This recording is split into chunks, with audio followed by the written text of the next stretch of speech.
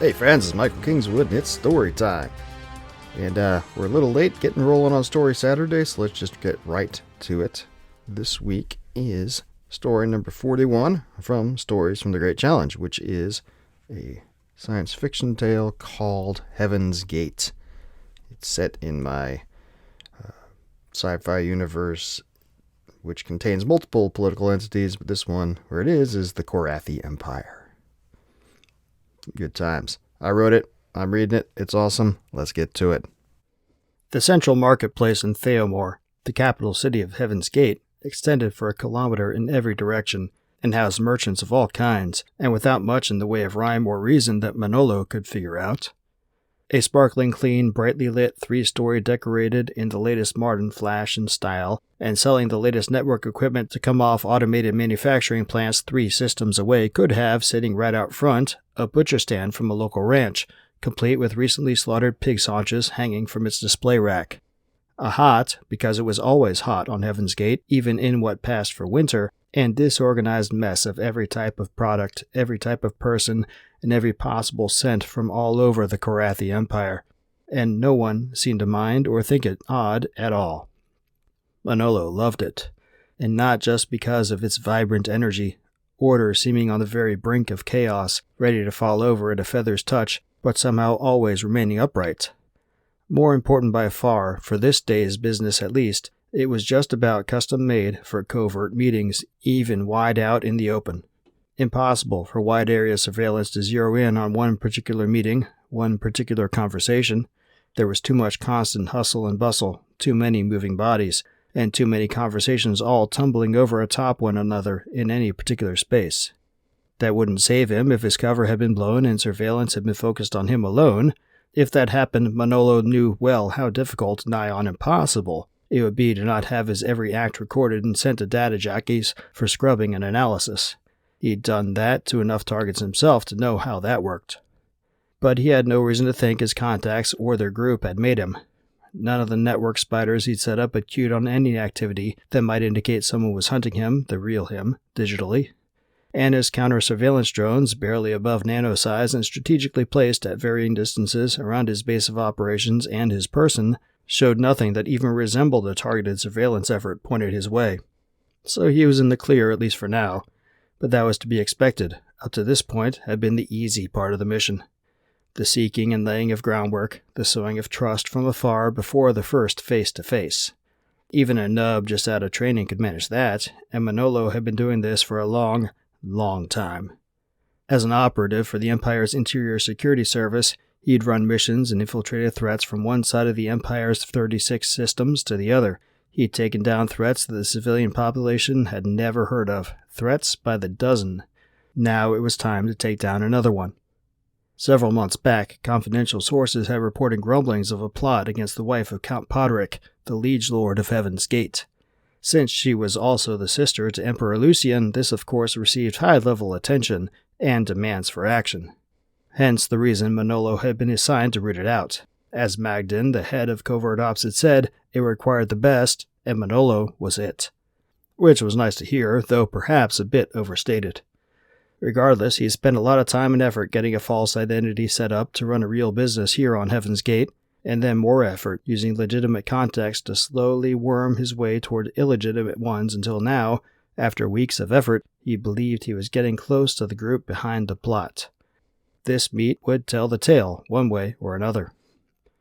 Up ahead and on the left, a narrow alleyway between a haberdashery and a visual art gallery, mostly oil paintings from the look of it, that bore closer looking at after his business was done.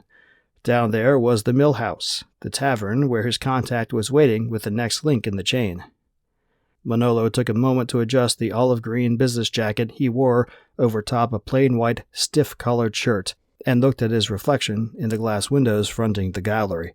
Even to his trained eye, the pistol he always kept on his hip was barely visible as the slightest of lumps underneath his jacket. And of course no one would be able to detect that the jacket itself had a very special lining made of high-tensile nanoweave that could halt most pistol-caliber projectiles, or that the thin-rimmed spectacles he wore had not one but 2 micro-miniature recording devices built into them. Tip-top, he was good to go. He strode into the alleyway. The interior of the mill house was bright and cheerful. The wall above the bar was one big bas-relief of an old-school water wheel turned mill, situated alongside a swiftly flowing river with tall evergreens growing beside and behind the mill. It was a very well-done piece. Manolo could almost see the water splashing as it flowed over rocks in the foreground, and it seemed as though a water wheel actually was on the cusp of turning. Extremely well done. The rest of the room was dominated by red, leather-backed chairs around tables set for 4 and a trio of booths at the rear. Swinging doors with transparent windows in their upper half, off to the right, led to a kitchen, presumably, and restrooms segregated by the 2 genders with subtle engravings that were still easy to make out even across the room, were to the rear on the left. The place smelled slightly of polished hardwood and disinfectants, like the proprietor had just finished cleaning, and an acoustic guitar was playing solo over the speakers in the ceiling. Melodic arpeggios at a slow tempo that made Manolo just want to relax and take his ease from the moment he stepped inside. He liked the place immediately, but he wasn't here for pleasure. He swept his gaze over the half-dozen patrons in the place until he spied his contact. Damien was 15 or 20 kilos overweight, though he carried it well, with broad shoulders and a burly chest that spoke of lots of exercise in his youth. His close-cropped hair was more gray than brown, though his mustache retained its youthful coloration, and he was dressed in casual but quality slacks and a blue open-collared shirt that was the style here on Heaven's Gate. He was seated at the center of the 3 booths in the rear, across from a woman that Manolo did not know. Presumably, she was the next link in the chain of conspiracy. As Manolo approached, he took her measure. Relatively young, early 30s, with coal-black hair and deeply tanned skin that spoke of ancestry from a more tropical environment. She wore a loose-fitting red blouse with the first 2 buttons undone for ventilation, and distraction and manipulation as well, no doubt. Her pants were white and appeared tight-fitting, and she had her hair back in a ponytail. Damien noticed Manolo's approach and nodded in his direction, and the woman turned her head toward him. Her dark eyes flicked up and down, taking his measure, and Manolo thought he saw a wisp of an approving smile on her lips for a second. But it was gone as soon as it came, and when he stopped at their table, all that remained was an assessing stare. "You must be Victor," the woman said, her tone as flat as her stare, though there was a lilting, melodious quality to her voice. Manolo would bet good money she was a hell of a singer. Damien cut in. "Vic, this is Seffi," he said, and slid further into the booth to make room for him. Manolo nodded in greeting to Seffi as he positioned into the well-warmed position Damien had just occupied. "Nice to meet you." She sniffed slightly and glanced from him to Damien and back. Then she reached inside the open front of her blouse and pulled out a small silver disc. She must have been hiding it in her bra, and Manolo found he envied it, that hiding place. She really was well-proportioned in that way. Seffi plopped the disc down on the table between them and pressed her fingers onto 3 places around its edge. It made a soft click, then the briefest of low-pitched beeps. Manolo kept his face calm, but inwardly he scowled. It was a bug sniffer. If he had brought any of his surveillance drones with him, it would scramble any signal they tried to send out. As it was, it would play havoc with the recording elements in his spectacles. Though the ISS was pretty good, there was an excellent chance his tech jockeys would be able to retrieve the recording. But still, that would take time he might not have. Seffi flashed another almost smile at him. "So we can talk privately," she said, by way of explanation for the sniffer. "Okay." Manolo let the word draw out, as though unsure about her meaning. His cover was not a guy who would know about such things. After a second, he cleared his throat, then looked between her and Damien, putting on his best curious but slightly confused look. "Damien said you needed help." Seffi nodded.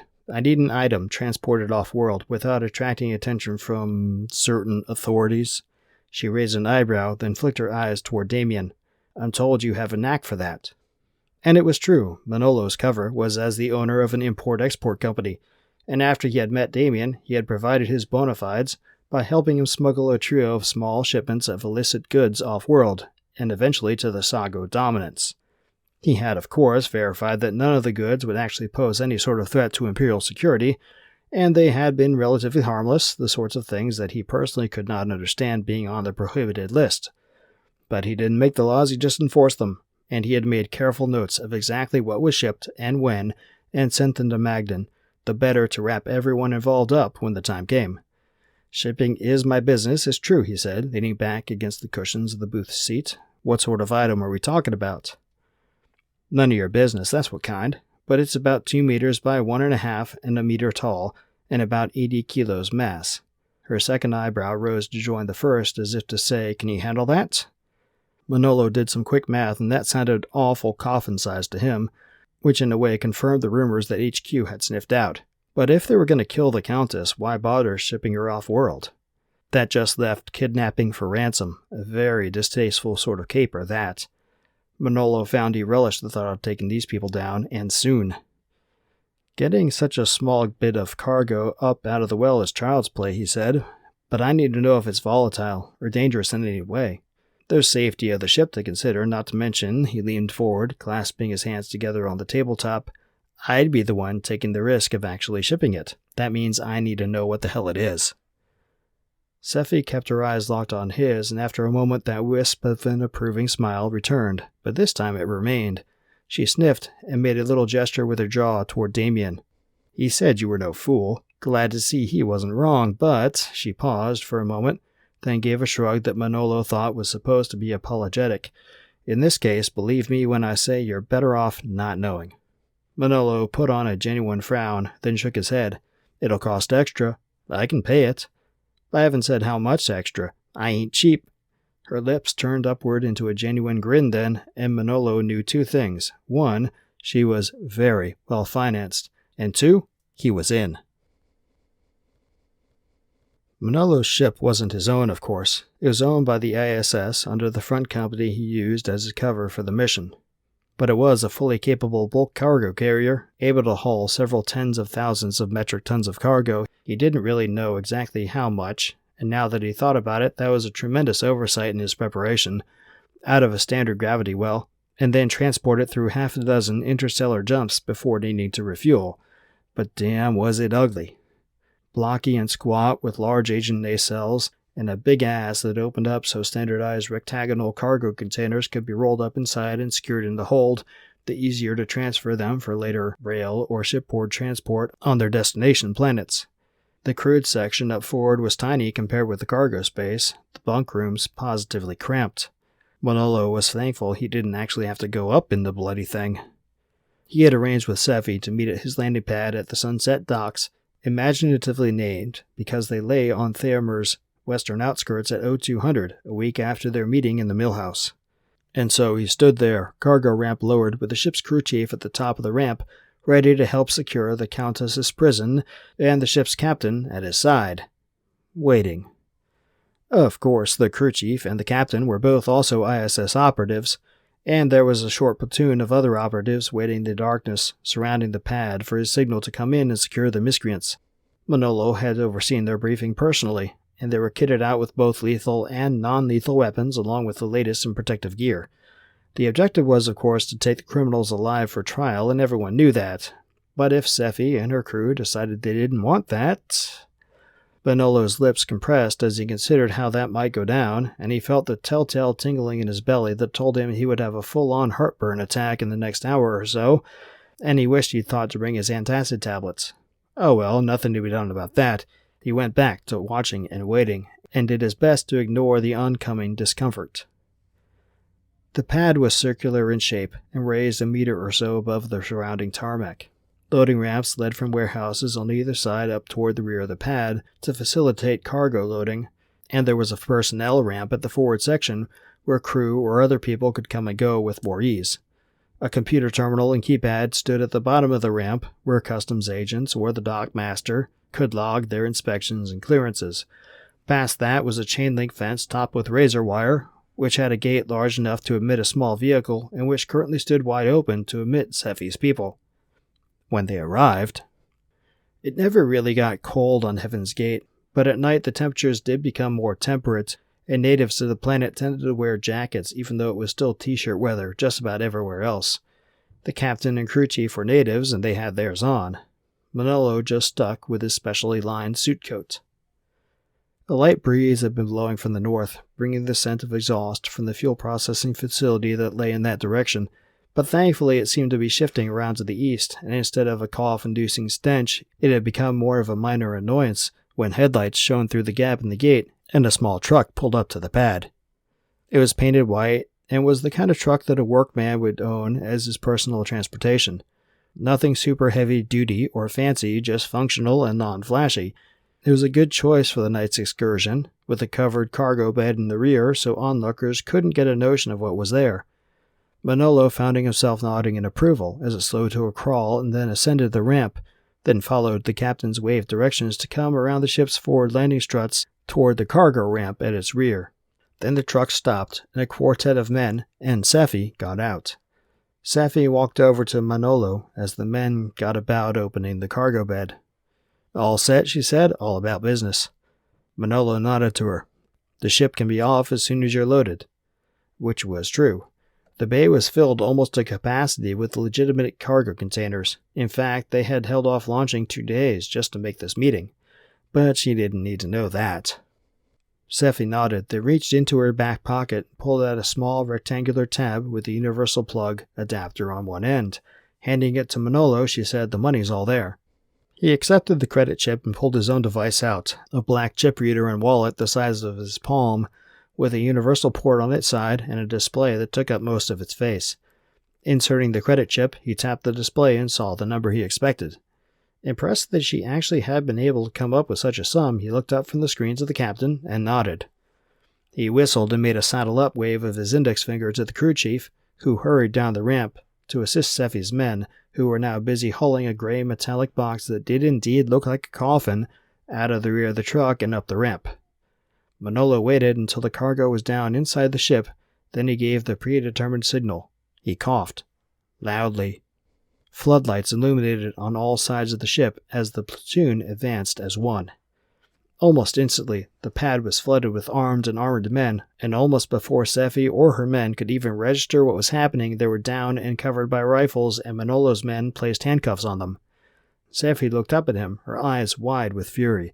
"Victor, what the hell are you doing?" "What's it look like?" he asked. "I'm ISS. You're under arrest for kidnapping and attempted murder of a member of the royal family." Seffi's eyes went even wider as the impact of his words struck her. The penalty for the crimes he had laid out were large. "Wait, Victor, you don't understand. He gave a jerk of his thumb to the officer who had charge of her and turned away. As he ascended the cargo ramp, he heard the officer drag her to her feet. "Victor!" she called out as he dragged her away, but Manolo shut the rest of her words out of his mind as he came up next to the crew chief, who now was crouched next to the cargo they had just hauled aboard and working at a control pad on the side of it. "How's it look?" Manolo asked. The crew chief shrugged. "Not too difficult. The cargo container made a clicking noise, and the lid popped slightly ajar." The crew chief shot Manolo a quick grin, then he raised it the rest of the way open. Manolo had never met Countess Poderick, of course, but he had seen her on vids plenty of times. There was no mistaking the long, thick, curly black hair, the high cheekbones and sharp nose that so resembled her father, the late Emperor Archibald. That was definitely Amelia Bandemere, laying inside the cargo container, dressed in a gray jumpsuit without emblem and fast asleep, with a number of IVs and monitoring devices hooked up to her. The crew chief leaned over her and whistled, looking at the equipment she was hooked up to. "They got enough sedative and IV nutrients here to keep her asleep for well over a month, looks like." Manolo grunted. That figured. It would be enough time to get her just about anywhere in the Empire and several places outside of the Empire, if that was the abductor's goal. "Can you revive her?" The crew chief considered for a moment, then nodded. "Looks pretty simple, actually. Let me just..." He trailed off as he got to work, and a few moments later, the Countess began to stir. A minute or two after that, she opened her eyes and blinked at the overhead illumination in the cargo bay. "What?" she said. "Where am..."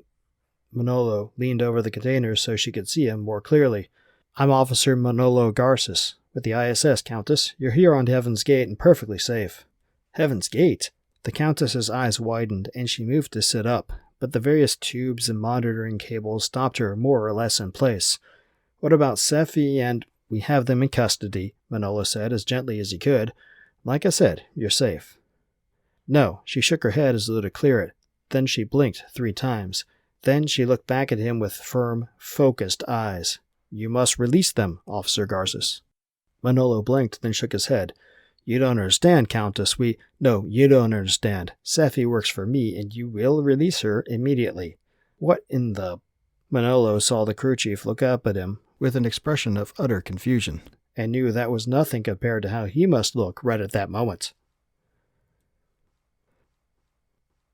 Manolo always preferred clean, well-lit, and comfortable interrogation rooms. It was easier to set the subject's mind at ease in that kind of setting, which in turn made it easy to convince him, or in this case her, to start talking, like they were friends. The interrogation room on the 5th floor of the ISS branch office in Theomore was everything he could have wanted and more. Clean, off-white walls, stuffed chairs for interrogator and subject both, a nice black-framed coffee table between them, even a coffee machine in the corner. But he never thought he'd be interrogating a member of the royal family in a room like this, never in a million years. Amelia Boundemere was still dressed in her jumpsuit, but she had the regal bearing of a woman dressed to the nines in the finest ball gown, and she sat upon her chair as though it was a throne, as she sipped at the coffee he had made for her. Not sure even where to begin, he just sat back in his own chair, his own mug of coffee still sitting on the table in front of him, where he had placed it 5 minutes ago, and said nothing, waiting for her to start. Finally, she lowered her mug and looked at him with frank eyes. "You are aware of the circumstances of my marriage to Count Poderick?" Manolo shrugged. "As much as any member of the public, I suppose, my lady." "It was my father's arranging. The linchpin that helped ensure Heaven's Gate and her associated systems would enter the Empire without bloodshed." She sipped from her mug again. "A political alliance to the benefit of both." Manolo nodded. Not exactly a new story. Political marriages had been going on since marriage first became a thing way back in the mists of antiquity. "I agreed to it, of course. Count Poderick is not a bad-looking man, and he seemed reasonably charming, and I was eager to do my duty for the Empire." Was that a faint hint of irony there in her voice at the end? "I like to think my father would not have forced me had I refused it." She looked away from Manolo, toward the closed door to her left, the room's only exit. "I'm certain he would never have consented himself if he truly knew what kind of man Count Poderick is."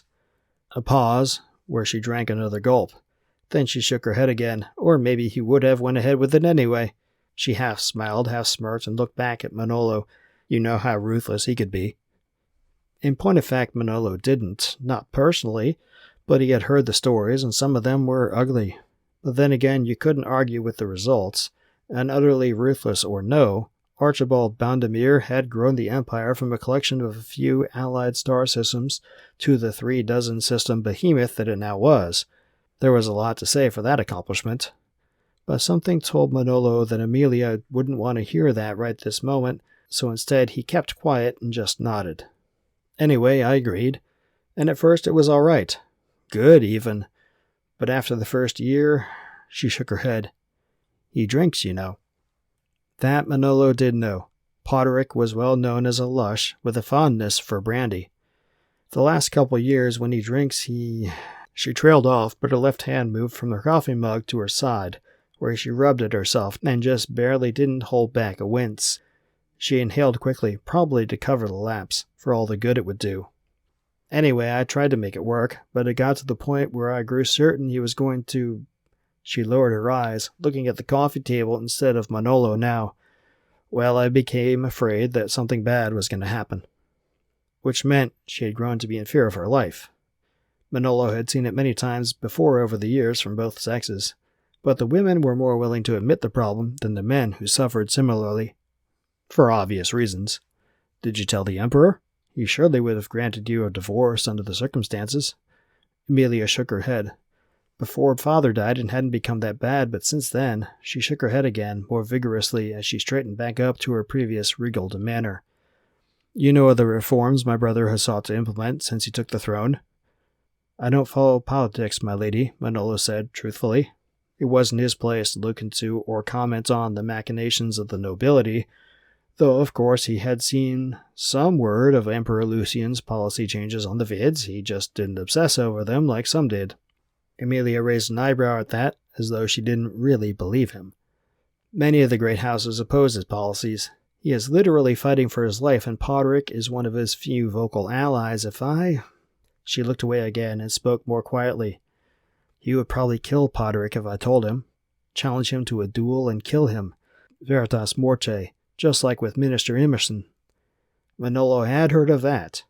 Of the former Minister of Diplomacy's treachery and of the plot to poison both Emperor Archibald and then Crown Prince Lucian, and how the minister had challenged the prince to a duel to the death to avoid facing the legal repercussions of his deeds.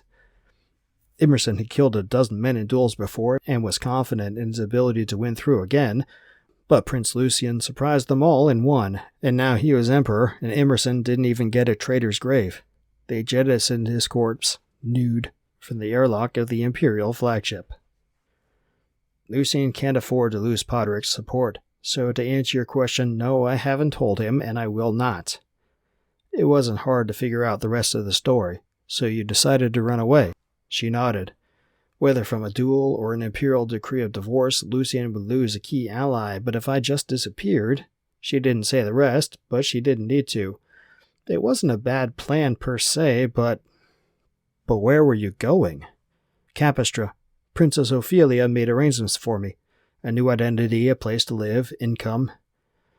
Manolo recoiled, shock making his mouth drop open and his eyes grow wide. The Capistrani Republic? We came within a hair's breadth of outright war with them over the Corellis incident when your brother took the throne, and you were going to engineer a plot that made it look like they kidnapped the Emperor's sister? Emilia gave him a flat, disapproving stare that faltered after a second. She looked down. I thought you said you don't follow politics. He didn't bother gracing that statement with a reply. Emilia drew a breath and continued. It's not commonly known, but Ophelia and Lucian are close. She gave a little chuckle. I think he may ask for her hand someday, actually. She was going to get in touch with him through back channels to let him know what had happened. Once I got there safely, and there was nothing Podrick could do about it, Lucian would know the truth, but to everyone else it would look like I'd just vanished without a trace. With all due respect, my lady, that is a terrible plan, and we're all lucky it didn't work. She gave him a little scowl that didn't quite reach her eyes. And how did it fail exactly? Manolo looked at her for a long moment, mulling over how much to tell her of the full operation that her plotting had put into motion. Finally, he just shrugged. Some of our informers sent word of some sort of plot against you. Protection of the royal family is one of ISS's primary duties, so they sent me to investigate. You came to protect me. Manolo nodded. Then protect me. Her eyes flicked to the north, in the general direction of the Count's palace. From him. She leaned forward. Send me on to Capestra and away from here. Manolo shook his head. My lady, I cannot do that. I cannot send the Emperor's sister into the clutches of a foreign power, especially one that, when all the chips are down, may end up being our enemy. Well, I'm not going back to him, so where does that leave us? Where indeed? Manolo had been pondering that since before the interview started, and was racking his brain all the more now. He only saw one route that avoided complete disaster, both for her, for the Empire, and for his own career. You must go to Cora, he said finally, to tell your brother everything. No, I told you, if he loses Podrick, and if Podrick had done something permanent, wouldn't His Majesty have lost him then as well? Emilia's mouth abruptly closed, her teeth making an audible clacking sound. It closed so quickly and so hard. Her regal calm wavered and her lips compressed. She looked away from him again, and Manolo saw her eyes beginning to water up. Then she inhaled forcefully through her nose, blinked, and gave her head a little toss. When she looked back at him, the royal demeanor was back again, like it had never fled. Manolo found he admired her for that. What about my people? Sephi and the lot? She nodded. They will remain in custody, pending His Majesty's decision on the matter. She was silent for a long time, then she looked down and nodded. And that settled the matter.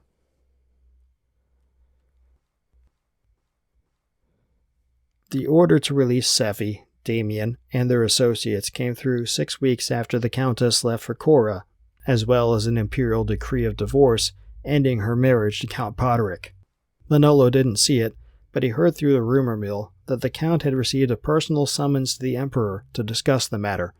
But he knew the Count left on a ship that rumor said was packed full of brandy bottles. He never heard what came of Podrick's meeting with the Emperor, however, because by then Manolo had departed Heaven's Gate. New orders came for him to investigate the apparent taking of a cargo ship under the flag of the Sago Dominance by pirates based out of the Cordon system. That promised to be interesting. He had investigated all manner of crimes in the past, but never an outright act of piracy. So when he boarded his ship for Cordant, Manolo put all curiosity about the Count's fate out of his mind and focused solely on the new mission before him. It wasn't his place to question the machinations of the nobility anyway. Okay, so all's well that ends well, kinda, sorta. Yeah, definitely all's well that ends well. So I wrote this one a couple years back, actually. No, yeah, a couple of years back, because it was during the Great Challenge, the first Great Challenge, and that was a couple of years ago now. But as a assignment during a science fiction workshop that I went to, the assignment was write sci-fi James Bond, and Manolo isn't exactly sweeping Emilia off her feet, but then again, he shouldn't be because nobility versus not nobility. But I liked the secret agent thing, and hopefully you did too. It's kind of fun. There is more going on in the Empire, as you can probably tell. I've written a few other stories of them, with them, and so actually a couple. Is there another one in this collection? No, I don't think so. But I've got several that are kind of actually sitting around.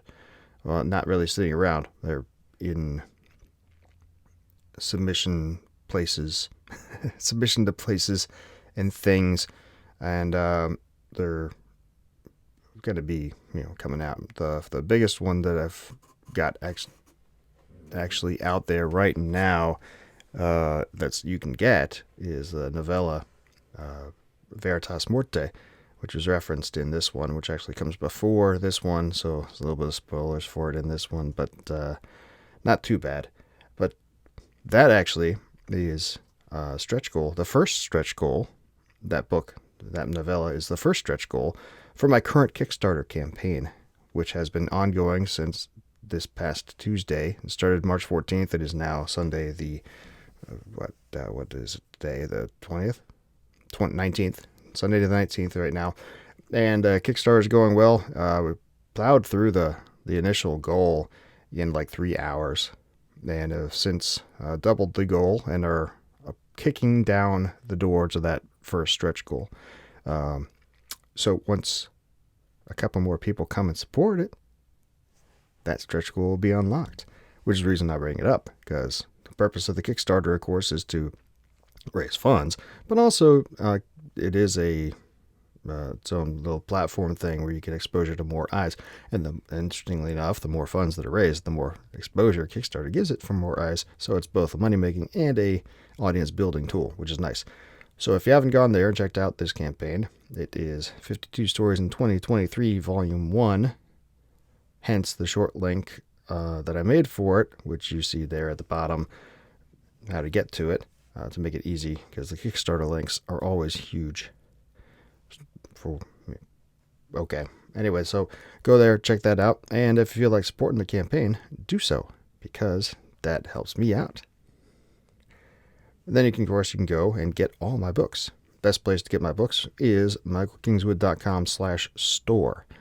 That will get you over to the SSN Storytelling web store, which is the business arm of this publishing enterprise, and it will you can find everything I got there, which you can get in ebook and audiobook. You used to be able to get paperback, but the place that I was using to deliver the paperbacks through the website shut down, and so now there's more adjustments to be made for that. I'm a little behind on that just because it's one of the 400 things that I need to do that are a little less priority than actually writing. So if you want the paperback for the moment, at least, you're going to have to go to one of those other yucky retailers, which makes me less money. So we're going to have to fix that. But if you are bound and determined to go to one of those retailers anyway, you can find links to every retailer where all of my books are at through this one nice handy dandy link that I've used through Books to Read, which is a fun, a very useful aggregator. It's a universal book link thing they have going on where you can go there and they have an author page and see their books and click on it, and you get to choose which retailer you go to. It would be very nice. I would very much like it if they would include links to direct web stores, but they don't yet. Maybe someday. But that's your two options for finding the books. But the far superior option, of course, is going directly to my business's store. Up to you. Anyway, so next week we are going to be reading story number 42. And let's tell you what that is. That is Drilling for Gold. This is another sci-fi story that I wrote as part of that workshop. And it's a fun... I'll tell you how I got the idea for it next week when I read it. But it's a fun little sci-fi heist adventure kind of thing. And I liked it. I think you'll like it too. So come back next week and we'll do that. In the meantime, don't forget we'll be doing streams to update on how the Kickstarter is going. Most days at 5:30 between 5 or 5:30 Pacific time. Although this week I am probably not going to do those Tuesday, Wednesday, Thursday because I am leaving town for a couple of days for a family thing. So you'll just have to deal with me only doing it on Monday and on Friday and on Saturday. Now, I didn't stream Friday or Saturday this week just because Friday there was kind of just a lull. People pausing the Kickstarter, and I was swamped. This week has been, felt like I've been running behind all week. There's lots of dad stuff, lots of publishing stuff, lots of making money, cash flow stuff. And it turned out great. Cash flow was more than I planned for, and the Kickstarter's going well, and writing's going well, and dad stuff went well. But man, I was scrambling, and with nothing to report for the campaign on Friday, I just didn't do the stream. And yesterday, Saturday, I think I had like an hour where I wasn't actually doing some form of work or other, and I just had to chill. It's just not to go completely nuts. But it was good because now here it is. I'm recording this Sunday morning. That's what I meant by being late. I'm recording the video. I recorded the audio of the story yesterday, but just ran out of time if I wanted to get actual cash flow stuff done before. So as to leave Sunday today free, because I still got to write my main story for the week, and I have some more other things I got to do. Girl Scout cookie sales, assisting with that today. So so it's been a busy week. Anyway, I'm not sure where I went with that. I'm going to go because I got to get ready to go do Sunday stuff and get writing done and maybe get a little rest in here too. So you guys enjoy. Come back next week. Don't forget to go support the Kickstarter. And I'll talk to you next week. Until then, don't do anything I wouldn't do.